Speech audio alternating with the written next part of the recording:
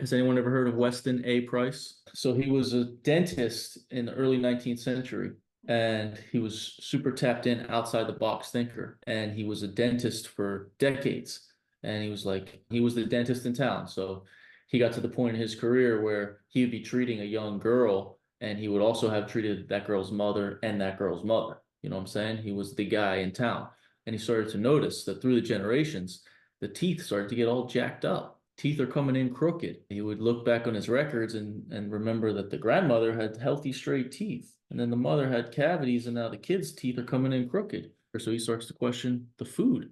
And this is a time in American history where the industrial food revolution had taken place, and people were being convinced away from a more ancestral way of eating into this like convenient way of eating. So he actually left his practice and travels all over the world and contacts indigenous populations from all over the world, and finds that the indigenous populations who had not been modernized maintained healthy, straight teeth, no cavities. By the way, these people aren't flossing and brushing their teeth. Healthy bone structure. The indigenous populations that had been modernized, he could chart through the generations, bone structure that was just off, facial features that were not symmetrical, and teeth that were super jacked up, crooked. Food is not calories, it's information. And when the language of your food doesn't speak the language of your body, your teeth come in crooked, and all manner of physical ailments start to crop up that can all be alleviated by just eating real food. So there is no healthy diet. There's a healthy diet for you at this point in time based on the current state of your microbiome, your capacity to turn macronutrients, fat, carbohydrate, and protein into energy, and really where you come from in the world. It's very individualized, and no one knows it but you, and you'll never know it until you adhere to a just eat real food protocol and pay attention to how you feel on a given day and know what you ate the day before.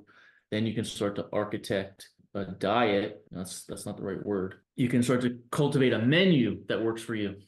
I wish I could. I don't have the picture. Maybe I could find it next week. But I got pictures of myself, man. Look, I wasn't I wasn't born into a environment or a family where we were just eating real food, where we were health conscious type people. I was eating toaster strudels, Pop Tarts, motherfucking Cool Ranch Doritos, all the bullshit. Drinking like a fish. I wasn't taking good care of myself. I can show you guys pictures from when I was 22 years old. I look better now. We can age like fine wine if you just take good care of yourself. I went back to my martial art academy this week, and I saw this woman. She was a teacher from back in the day, but I hadn't seen her in like probably 8 years. And she comes up to me. She goes, "What did you do? Sell your soul to the devil?" I said, "What are you talking about?"